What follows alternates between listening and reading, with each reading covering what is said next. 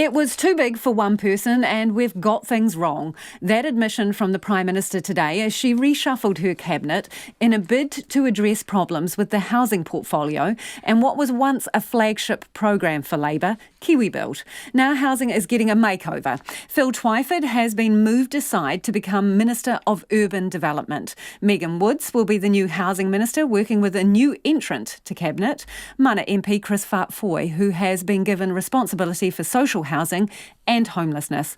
So is the reshuffle an admission that Phil Twyford has failed in the job? No, it's an admission though that it was a huge job. It was a job too big for one minister, and it's an admission that we know we have got things wrong with KiwiBuild. We do want to bring in a fresh pair of eyes because we aren't giving up on the housing crisis. We know there's more work to do. We know that whilst there's a lot that's gone right in housing, the amount of, for instance, state housing that we're now building, there are elements where we haven't got things right. We know they need to be fixed. Bringing in additional team members is part of fixing that issue, but we know equally that there is still more work to be done.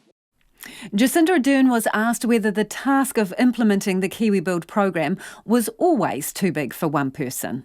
You know, I actually remember having a conversation with Phil Twyford right at the beginning where we talked about how significant the challenge was, and even the fact that that's sitting alongside transport, whilst they work together really well, it was a big agenda. So we did talk about that, but that was something that we were still committed to trying to pursue. We're acknowledging here that actually it is too big a job for one person. We have made mistakes, and we do want to bring in extra ministers and actually an extra set of eyes on the challenges that we have with the KiwiBuild program. But at the same time, I am still very proud of the progress we've made. We are building more houses than any other government since the 1970s. Prime Minister Jacinda Ardern.